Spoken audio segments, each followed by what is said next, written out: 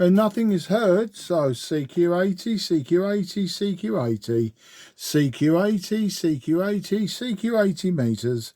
Mike 0, Juliet, Charlie, Foxtrot, Mike 0, Juliet, Charlie, Fox, Mike 0, Juliet, Charlie, Foxtrot, calling 80.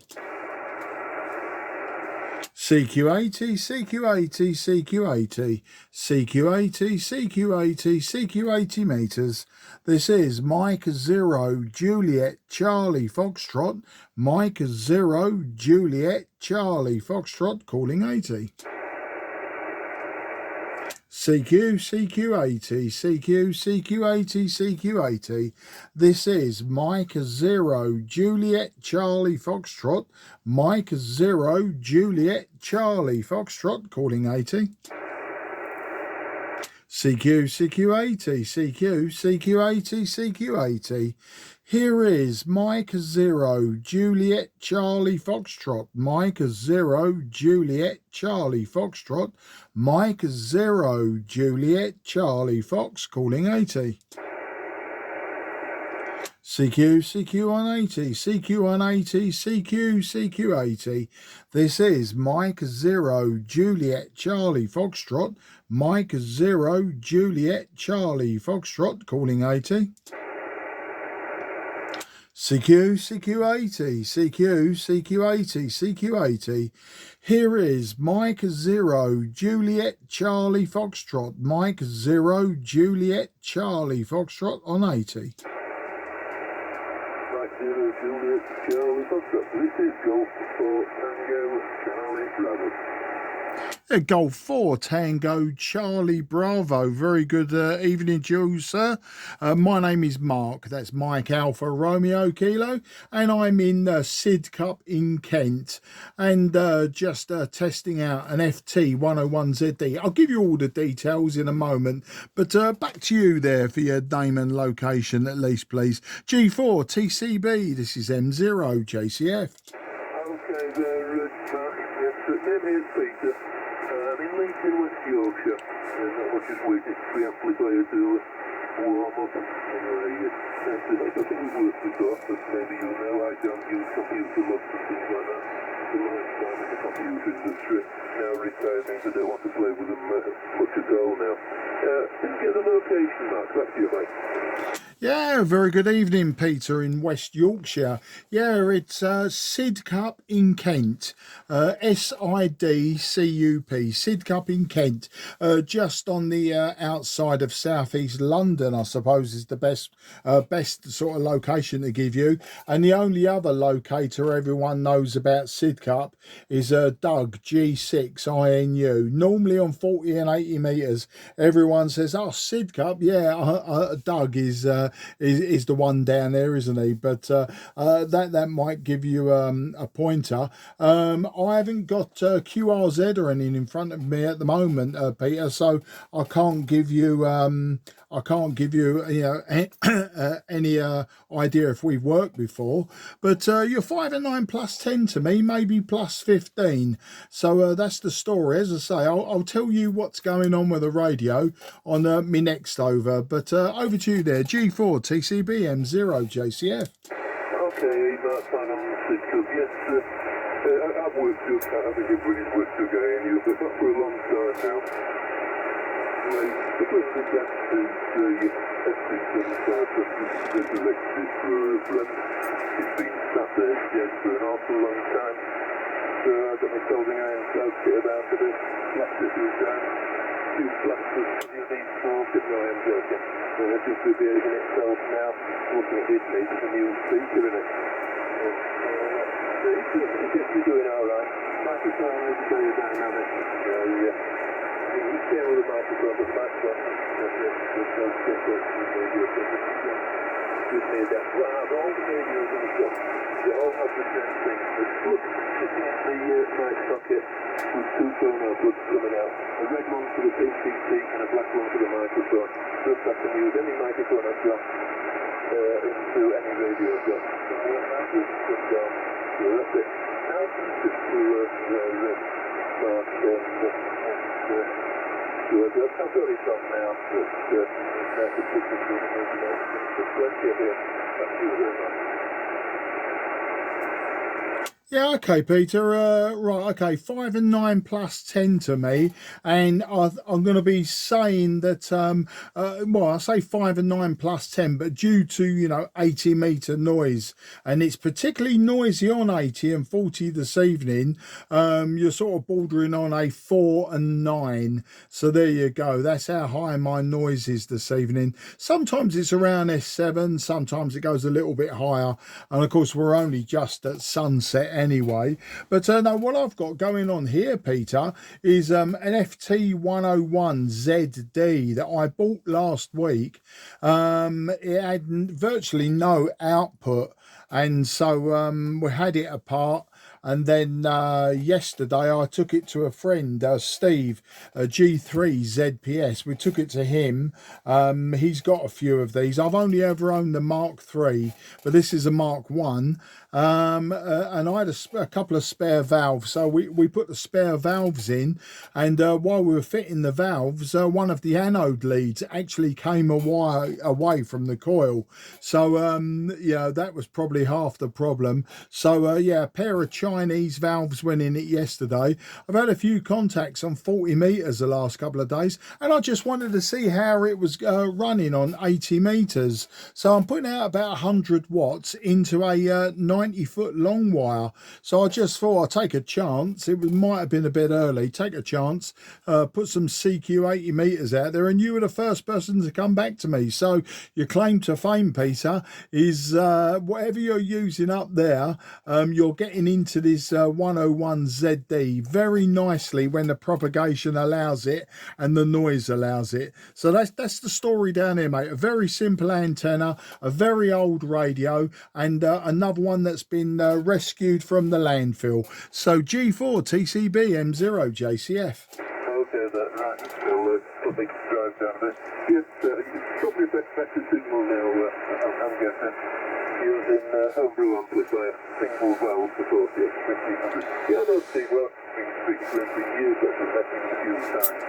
So that's it, yeah. And on my bench, if we're going back to this owner tomorrow, is the early FT-101, not a red thing, not a posh one, but the very, very early one. And it's doing nicely. That one gave me another battery case, so resurrected. Yeah. There's a few things wrong with it. Generally switches. Yeah, and those other switches are impossible to get hold of. Starting at the valve, looks like very little use. And the pumps are full emission. So they're alright. I've got quite a few old banger stuff here. I do prefer commercial stuff. The normal radio I won't be using tonight is either General Dynamics, which probably go out to US submarines, but they'll never tell us. Or a marine transceiver. I've got Codan, Bruno, put the light on the marine rig. It's far better constructed inside than the average Amazon stuff we're dealing with. Anyway, back to you, sir. How this signal's holding up. Your report, by the way, 5 and 9 plus 5. Fully readable, but there's a bit of noise up there. Back to you there. Yeah, cheers, Peter, and thanks for the 5 and 9 plus 5. As I say, with the new amplifier, or your not new amplifier, with the amplifier switched in, you were just nudging plus 20 every now and again. But I think it's all subjective anyway. I never trust these meters anymore. We think this one reads a little bit high anyway, which might explain why I'm getting an apparent higher noise on 40 and 80 meters on this radio. But who can tell? Anyway, as I say, I just wanted to come on 80 meters just to do a test before shutting down this evening. And I think you've given me a great opportunity to prove the radio works. As I say, it's banging out 100 watts. I think the original valves that was in it, one was Chinese valve, and the other one, I can't remember now if it was GEC or one of those, but might even have been an RCA. But anyway, I think they were probably going low emission. As I say, one of the anode wires just fell off anyway. So it's quite possible that prior to that, it was struggling on one valve. But it looks like it's all working now anyway. And I'm quite pleased with the results. But anyway, as I say, sometimes, you know, your transmission goes down to a sort of a 4 and 9. So I just put that down to propagation. So I'm going to call it a night.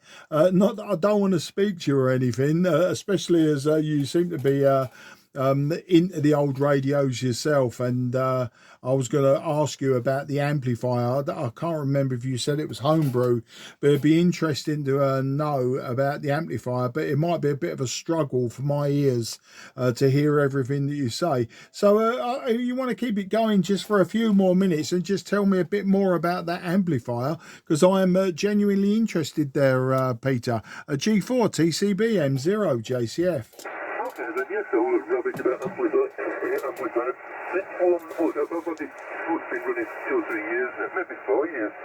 I built it, it's in the chassis of a forklift truck battery charger. It's quite a big chassis. I originally built it with the QY5-3000, which is a 3 kilowatt valve. It was running 4,200 on the anode. And that's quite a big single band just for 80, because this was the only valve, the only band I actually used realistically. And so I built it, and it's a really nice machine. A two big vacuum caps in it. The one of the tube is 400 PS, 4 kilovolts. It's enormous. It's like 14 inches long, this vacuum cap. Very lucky to get it. Anyway, when I started testing it, it was snowing outside, and I realised this is making my shack so hot. What am I going to do? Anyway, run it for a bit, and then I realised I've done it. That's the first time you do the sun on your bonnadle. If you remember what I've taught you, you only have to know what a bonnadle, I think you know what a bonnadle is. And you sort of do it once or twice, and you never do it again because it's so frightening. So I did it, then I've got various valves. So I put the CQ80m FT-101ZD, which is a 1500 watt ceramic tetrode. Stuff that in, and it doesn't overheat the shaft. It'll produce whatever power I need coming out of it. On semi-low, it's actually 10 or 2 kilowatt based on the end stuff. So that'll give you some idea. Obviously, in November, I think we're going to get a kilowatt out of the circle. You can get used to it. Somehow I just dropped it down to just shy under 400 watts. So it's doing nicely. It's a very simple design. If you want to look at the design, you have a look on the internet. The Pentec Titan amplifier. Yes, that's the name it's got. Obviously, the first ones use all sorts of things which you'll never get hold of, all parts you'll never get hold of. So I went through all the circuit diagrams I could find. Half the bits I wanted, I sort of mixed and matched it until it actually worked. But it looks like, let me see a picture of it on QRZ anyway, Matt, back to you, mate. Yeah, cheers for that, Peter. As I say, when I've shut down, I'll have a look at that. But the Pentec Titan, the only Pentec gear I've had is the Argosy 525 HF transceiver. But no, you say it's 4,200 on the anode. What was you using for that transformer wise? I did have a big transformer some time ago when I was building Tesla coils, and it was thick 6,500 volts at I think it was 500 milliamps. You know, it was a real backbreaker just to move that transformer. And I also had the matching filament transformer with it, which was something ridiculous, like I don't know, 60 or 70 amps for the filaments of this radar installation it had come from. So I was just wondering how big the 4,200 volt transformer is, and what you was using. I'm not familiar with the valve, but I would imagine that the current consumption on that as well, on the filament, is quite high. So I'm just wondering, I know you mentioned forklift trucks, so I was just wondering how big the transformers were and what the current consumption was of the filament transformer. Back to you. Okay, on that one, your filament transformer was 6 volts at 30 amps. So that's 180 watts putting into it. Now it's 6 volts at 10 amps. So it's a lot more usable. What I did, because it's a Petro, I used, the original amplifier, it used a big transformer. It would do 1,000 volts at about 1.5 amps. And that one, I've still got, I had another transformer that was about 3 kilovolts at 1.5 amps. The first one, I sat the secondary HT on top of the first one. So at the kilovolt, I could tap it up and run that on the string supply. Now because you've got an EHD circuit on top of that means you've no need to really stabilise it. Because the problem with Petros is it takes positive and negative screen current. So if you're not careful, it can run away with you. If the screen voltage goes up, it puts a bit more on it. And the thing runs, you've got to be very, very careful with that sort of gear. So there's nothing special, it's not my design. It's when I just got out of the Bible, care and feeding of power to the tube, which is, what I regard as the absolute Bible for that. And so I did that. And it's the same with this amplifier now. I've got 300 volts that's an amp. It's a nice big meeting gun, so that's rectified. And then on top of that, I've got, 2.5, I think it's voltage double net, and yet we're 2.6. So it's probably another 3 kilovolts on the anode, and about 350 on the screen grid.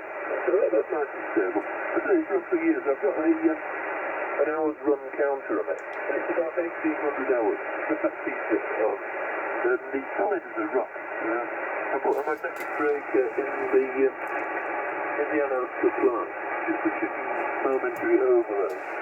But I thought designed it to be utterly bomb-proof. So when you've got a Petros taking too much current, the screen current goes through the roof. So on the screen, I've got a center zero meter, which when it's loaded properly, hovers around the center. And that's obviously because it's taking positive and negative current. And then, of course, I've got a small fuse on that. I've got a torch voltage series with a screen current. And, of course, a electricity to drop its power down if anything goes wrong. And so, what happens is, working on the little torch bulb, a little 6 volt or 3 volt torch bulb, is there because this torch bulb in series is far weaker than the screen grid. So I can't toast anything because this torch bulb long since has burnt out. I've got a big tray of these so that I burn the torch bulb out rather than blowing out a nice expensive valve. Again, with the control or the screen grid, it's absolutely stable now. I had a few blows in the process, And so I have a glitch resistor which cuts down the anode current. If things go wrong, the glitch resistor goes first. Working on the theory, you've got 3 kilovolts. And you've got a fault resistance of say 1 ohm. Then you've got 3 kilovolts to 3 kilo amps. And you've got 9 megawatts of potential just for a short while. That does lots and lots of damage. So with a 1 amp fuse and a 20 ohm, 20 watt resistor, which acts as the glitch resistor. So if anything goes wrong, that resistor vaporizes. Fair enough. Far cheaper than that than vaporising the valve. Right, is that enough for you on this one? Shall I wax a little bit more? Back to you there, man. No, Peter, actually, I'm finding it really quite fascinating, making loads of notes here. And of course, I quite understand what you're going on about as well. And yeah, I totally understand the bulb technique. Funnily enough, and it's quite a coincidence, today I was working on one of my Kodar AT5s, the little AM 80 meter, 160 meter transmitters. And in the cathode circuit of that, it uses a bulb 6.3 volts at 300 milliamps. It uses that as a fusible link, and you know, depending what power you're drawing, you know, the bulb will glow very dimly, etc. But today it glowed very brightly. I shorted the output, the you know, the antenna output. I accidentally shorted it, and there was a flash, and yeah, that bulb went, and it's you know, mini Edison screw type, and of all the mini Edison screw type bulbs I've got, would you believe I haven't got a 6.3 volt at 300 milliamps? I've got 12 volt, 24 volt, I've got 2.5 volt, 1.4 volt. I've got loads of them, but I haven't got. So that put the end to me restoring my Kodar AT5. As I say, it was all restored, all working. I was just a little bit careless with my sloppy wiring at the back, and I just built this converter. It's a Belling, you know, the Belling, or you know, the TV VHF type connectors. So it's a Belling connector, and I made a converter to SO239, and so I could wire it up to the antenna, and I only had it connected to a dummy load, but the wires were exposed, and as I moved the power supply and the AT5 backwards slightly, there was a crack and a flash, and as I say, the bulb went. But yeah, it's there, you know, to stop you damaging the valves and everything.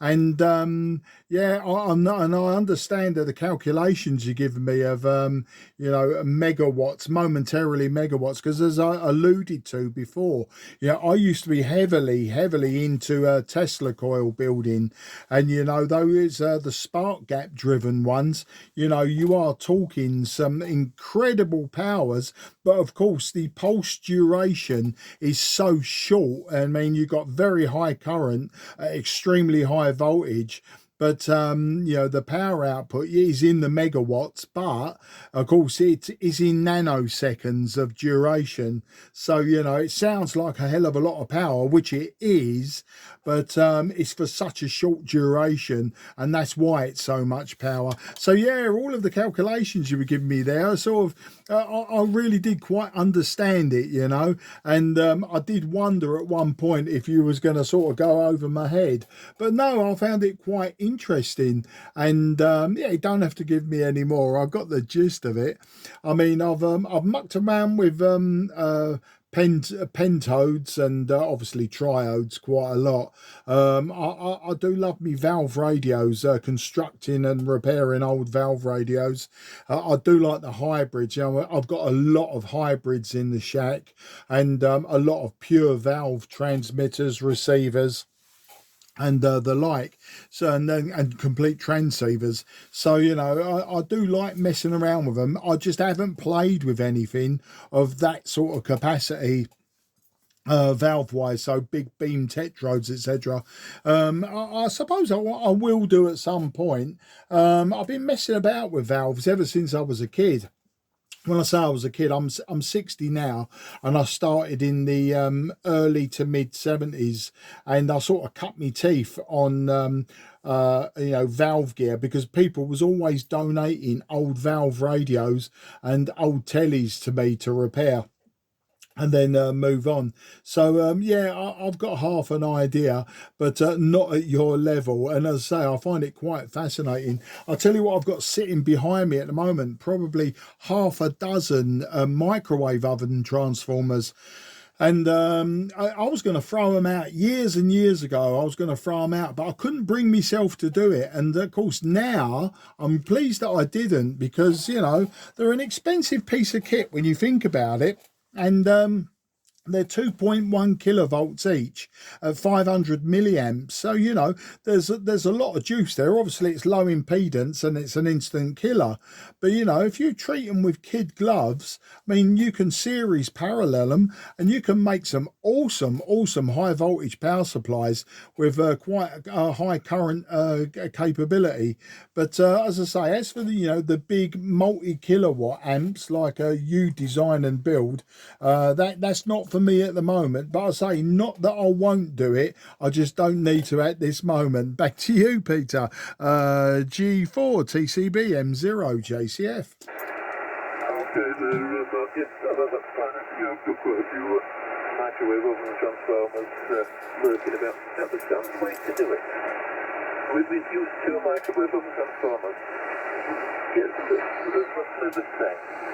And you put the primaries in series, and the secondaries, obviously, full wave rectifier. So there's a little tag at the bottom, you know, the windings come out to a little solder tag, or the tag that's connected to the shunter.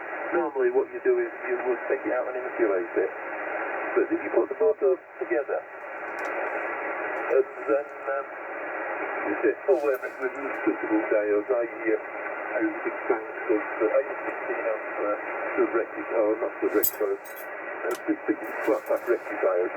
And they do, in fact, this amplifier I'm doing, that's how I got the HT. It's not with a microwave oven transformer, but I've got another transformer with it that did that. But I have used microwave oven transformers. What you've got to do, you've probably seen it, there's a choke piece between the primary and secondary. It's only filled in by glue. But you've got to take that choke piece out, otherwise they have a really droopy characteristic.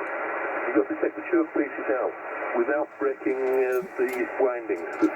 What you have to do is split it into 2 or 3 places with the screwdrivers or chisels, and then you can pull the sensor out. The electrical thing in there. So it's difficult to do, but when it's done. And there's also the lamination of welding together, electric welding. So you've got to grind that out with an angle grinder very carefully, and then stick it all together, and they find that you can get rid of the drooping characteristics, and it works nicely. So a pair of those, you will get about 1,200 out of it when rectified. So you want another one of those on top of it, and you say you want 4 of them. Industrial microwave. You also got to remember that some of the very new maybe China ones, the primer is wound in aluminium, but it's painted to look like copper. So that's the thing to watch out for as well. But yeah, find yourself a nice big valve. Sadly, some of the big heavy duty valves are getting a bit frighteningly expensive, but it's not safe for stuff. There's a little bit of a G3, not Steve, so I don't think he's got any floating about. Don't suit to use. If you see him regularly, mention my name, Mike Olsen, who knows who feet in leads, and if you find yourself a big valve, and you'll prep it. By the way, that one that you say is about 50 amps, the valve you're looking for, as you say, I've got one on the shaft here, it's a 3CX3000 F7. That's the one. It's 7.5 volts to 61.5 amps. That's a cracking valve. I really ought to make one into an amplifier, but if it overheats the shaft, it won't be any use to make that tune out, man. Yeah, sounds good. It sounds good. Yeah, I was aware of the current limiting shunts that you have in the middle of microwave oven transformers, because we used to knock those out. Obviously, then if you're not careful, you can make them. You can burn out the primaries quite quick. The other thing we used to do, to current limit microwave oven transformers, is to use a third one. Say you was using 2 in series parallel for your output, then we used to use a third one as a current limiting choke. So what you would do is just feed your live wire into one side of the primary, then you'd have the other side coming out as like your live feed to your microwave oven transformer pair, and then short out the secondary of the shunt transformer. I know it is quite convoluted, but it used to be a good solution to stop you then burning out the primaries of the other 2 transformers. So it was weird. You would knock out the shunts to raise the current and the power level, and then you you would then use a third transformer to actually again reduce the current. It was a crazy setup. But you know, I was a lot younger then. We're probably talking 20 years ago was the last time I built any big Tesla coils and big Tesla coil power supplies. But yeah, I've got some knowledge. So I also got a very deep respect for it all. I mean, the big boys who were building Tesla magnifiers, they were using, you know, pole pigs. You know, when you're traveling around in the countryside and you see the 11 kilovolt to 240 volt pole transformers, they were using those, and they are absolute killers, you know, but they were using them in reverse, so 240 volts in and 11 kilovolts out at several amps, you know. Big old boys. And you know, you needed, not quite, you needed a wheelbarrow, you didn't quite need the forklift truck to move some of those around, but that was beyond me, you know. That was too much. To say the radar transformer that I had, the 6.5 kilovolts at half an amp, that was the biggest one I ever owned, and that really did kill me just moving that around. I remember way back when actually breaking one of my daughter's scooters. I sort of manhandled it onto the scooter to move it from the car to the garage, and the scooter collapsed. You know, it broke it at the front. My daughters, I mean, they're both in their 20s now, but they were only little kids, you know, so it was a case of get out and buy her a nice shiny new sparkling brand new scooter before she realised that Dad had crushed her old one using it as a wheelbarrow. The only other big valves that I have used was a pair of 813s, and I used them in an induction heater. I built a big induction heater, and I can't remember how many watts that was, but you could get a good size screwdriver actually glowing within seconds. You know, that was the power output.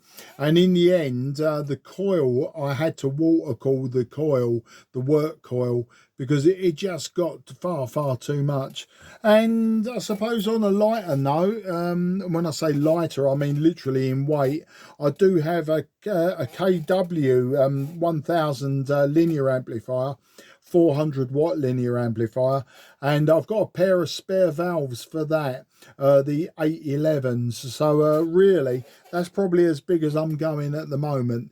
Anyway, listen, Peter, I've just been pinged a message from my wife to say she's home now. She's been down into Blue Water in Kent with my eldest daughter. They were out shopping because it's my mother-in-law's birthday any day now, so they were out getting her a present, and she just pinged me a message to say she was home. So I will wrap it up now. As I say, I didn't envisage that I was actually going to be on 80 meters this long.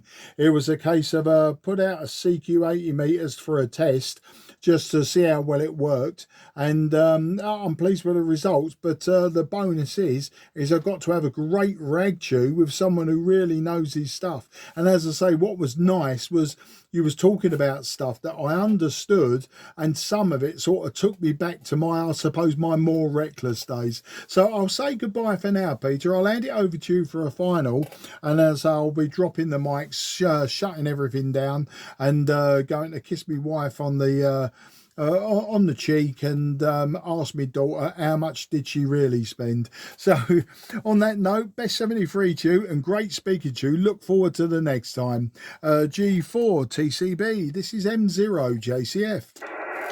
Okay, yeah, 73, thanks for letting us to work in and carry on because I do have the challenge KWS2A. I've got 88 to FL200C. I think I got the LG300 by last year, so I've got some interesting stuff floating about. And also, working I've got lots of hardware, mostly for valves, and of course I've got lots of 813s as well. In fact, I've got an amplifier with a pairing. So you've still got those 813s. Now, your KW amplifier, as long as they aren't Chinese valves, carry on using it. It's the American valve, not Chinese. Worth keeping. Just can't get the full of the money now. 73, thanks for that remark. Pleasure. 340. Yeah, cheers, mate. No, they were second hand or third hand when I got them way back in the day.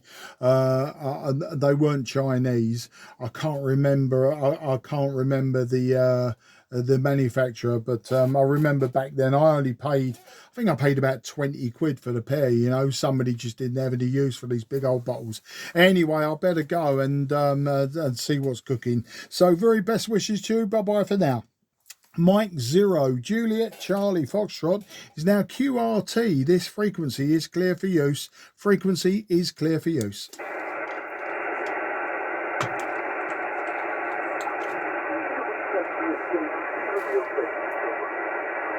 Yes, GW7VFJ. It's